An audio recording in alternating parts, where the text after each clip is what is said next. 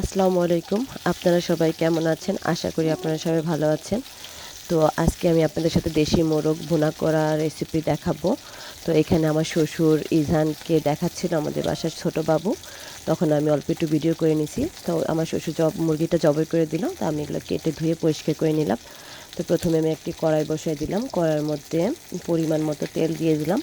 তেল দিয়ে আমি যেহেতু ভুনা করব তাই পেঁয়াজের পরিমাণটা আমি একটু বেশি নিয়ে নিছি। তো পেঁয়াজটা আমি লাল করে ভেজে নেব। ভেজে নেওয়ার সময় আমি পরিমাণ মতো মানে 4-5টা লবঙ্গ, দারচিনি, এলাচ আমি এখানে দিয়ে দিলাম। তেজপাতা দিয়ে দেওয়ার পরে হালকা করে ভেজে নিছি। ভেজে নেওয়ার পর এখানে আদা রসুন বাটা আমি এখানে 1.5 টেবিল চামচ পরিমাণে দিয়ে দিলাম। তারপর এটা ভালো করে তেলের মধ্যে ভেজে নিলাম। আর আদা রসুন বাটা যদি আমি তেলে ভেজে নিই তাহলে মশলার যে একটা কাঁচা ভাব থাকে সেটা থাকে না। ভাজা হলে ফ্লেভারটা সুন্দর আসে। তা আমি মশলাটা ভেজে নিয়েছি। ভেজে নেওয়ার পর তারপর আমি এখানে পানি দিয়ে দিলাম পরিমাণ মতো মশলা কষানোর জন্য। দেওয়ার পর এখানে আমি পরিমাণ মতো লবণ, হলুদ এবং মরিচ দিয়ে দিলাম। দিয়ে তারপর ভালো করে মশলাটা আমি কষিয়ে নেব। আপনারা আপনাদের পরিমাণ মতো মশলাটা দিয়ে নেবেন।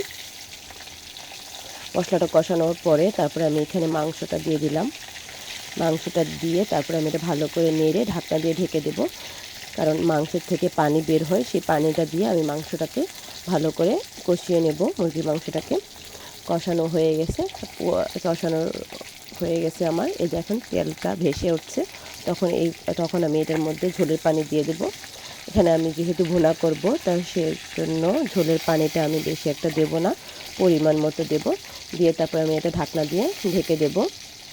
আমার এটা বলক চলে আসছে। এর মধ্যে আমি জিরার গুঁড়া দিয়ে দিলাম 1/2 চামচ পরিমাণের। দিয়ে তারপর এটা আমি ঢাকনা দিয়ে ঢেকে দেব ঝোলটা কমানোর জন্য। আমার ঝোলটা শুকিয়ে আসছে প্রায়।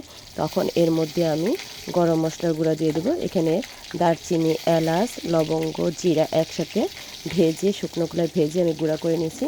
তো ভেজে রাখা মশলাগুলো আমি দিয়ে দিলাম। দিয়ে তারপরে আমি পরিমাণ মতো ঝোল রেখে তারপরে আমি নামিয়ে গরম গরম পরিবেশন করব। তো কেমন লাগলো আমার এই ভিডিওটা? আশা করি আপনাদের কাছে ভালোই লাগছে। তো আজকে আমার এইটুকু ছিল না দুপুরের আয়োজন, আরও ছিল। আমি এখানে পাতলা ডালও রান্না করে নিয়েছিলাম। আমাদের গরমের সময় প্রত্যেক দিন কিছু ডাল থাকে, তো তখন ডালের সাথে আমরা একটু টক দিয়ে রান্না করি।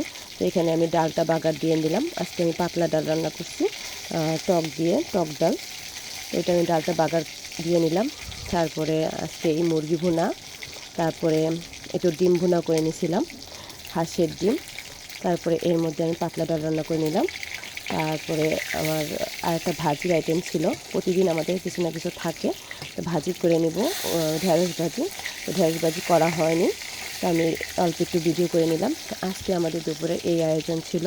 যদি আমার এই চ্যানেল, আমার রান্না আপনাদের কাছে ভালো লাগে তাহলে অবশ্যই আমার চ্যানেলটাকে ফলো করবেন, একটা লাইক দিবেন। ভালো থাকবেন। আল্লাহ হাফেজ।